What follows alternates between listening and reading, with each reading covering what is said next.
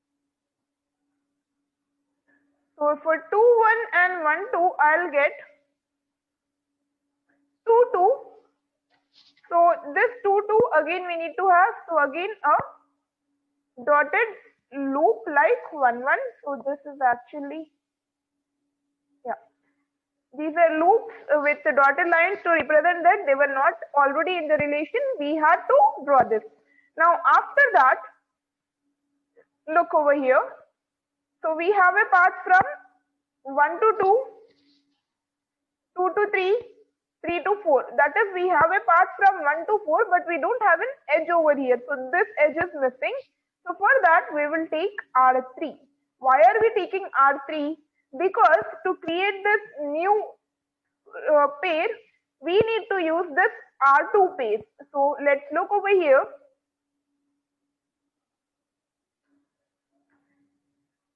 We have finally 1, 2 and 2, 4. So we have 1, 2. We have a edge from 1 to 2, and also we have an edge from 2 to 4.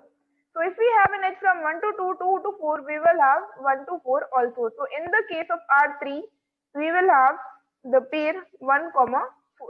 So for this, let's draw the dotted line again. Okay. Now, if you see, there is no pair to be added to make it transitive. Now it has become transitive. So for that, we need to take R4 again. And since there is no pair to be added, we will write phi or the null set, and we will conclude that if for taking R star for the transitive closure, we need to find R2. Whenever we get the null set, we can stop.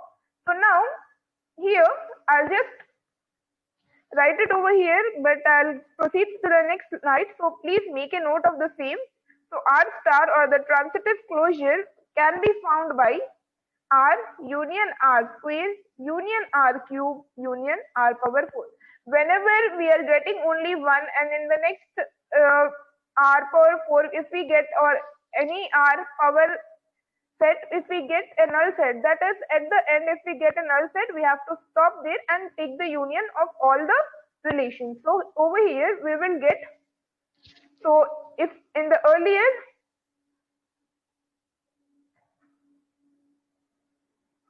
R star will be given as, so R first we have to take R, so 1, 2, please make a note from the earlier slide, 1, 2, 2, 3, 3, 4 and 2, 1, union 1, 3, this is R2, 1, 3, 1, 1, 2, 2 and 2, 4, then union R3, 1, 4, and then finally union of 5. So this will give you the transitive closure, which is as follows. First we can write 1, 1 actually. So 1, 1, 1, 2, 1, 3, and we even have 1, 4. Then we have 2, 1, 2, 2, 2, 3, and 2, 4. And then finally we have simply 3, 4. Let's see. From 3, we just have 3, 4 here. So this is the transitive closure of the problem we have taken to solve. Now what is that R square R3? So R is what contains edges between all the nodes reachable through one edge. That is, if we are taking only one edge in between, then that is shown by R. What will be R square? It contains edges between nodes that are reachable via or through 2 edges in R. Similarly, R cube will be through 3 edges, R power 4 will be through 4 edges, and etc. So in our previous example, if you see,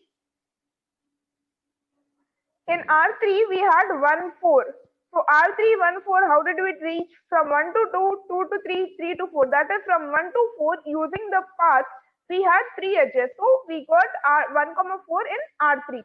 This is the way you create, and this is called as connectivity relation. So this, how we connect through, that is how we create edges between the nodes, how many edges do we need to create the final edge is known as the connectivity relation.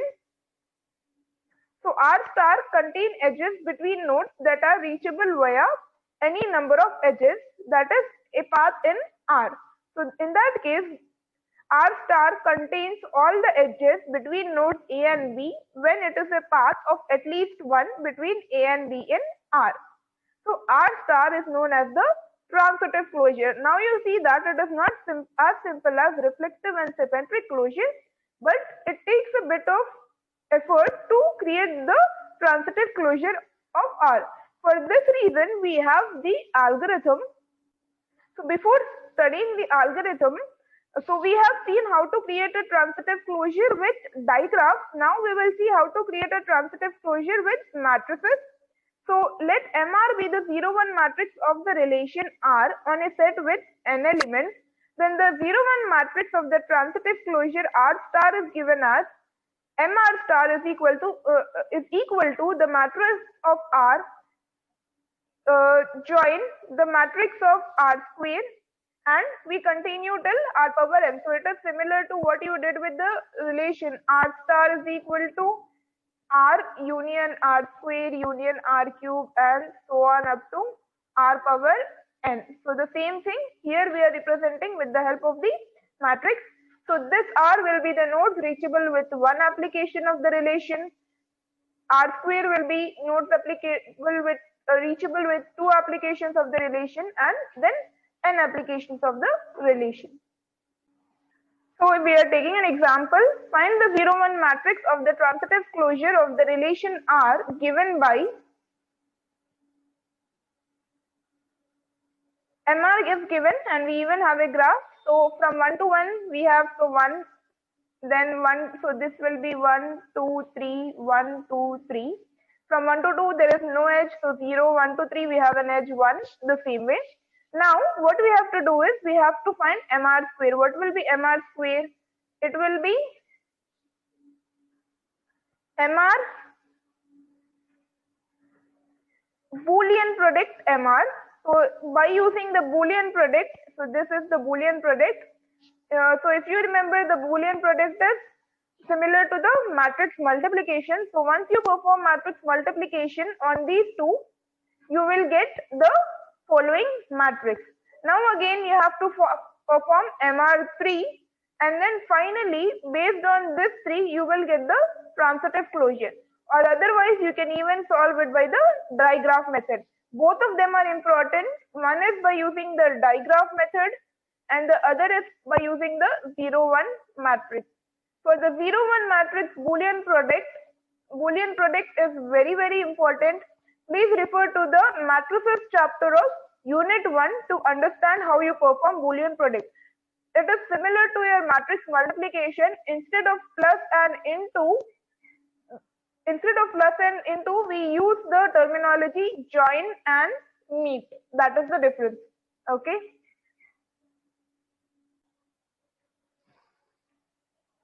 So over here, the final result for this relation or this directed graph, the transitive closure will be given in this way. First you have to find MR square, then MR cube. The same, that is, this is the Boolean product.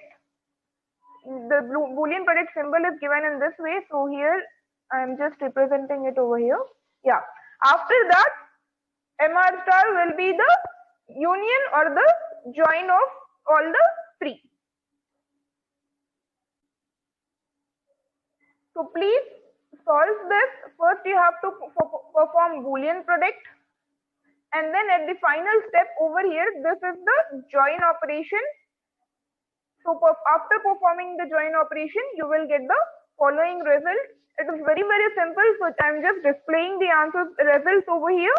You can check the same by yourself. Now finally, the transitive closure algorithm. Apart from this algorithm, we also have Warshall algorithm, which we will study in the next class. For now, transitive closure is, first you have to take the relation MR for A, and then you have to store this A in a matrix D. For this, now you have to do is you have to find the Boolean product with MR and then finally join it. Okay, so this is the whatever we get the result B, it will be the 0 1 matrix for R star.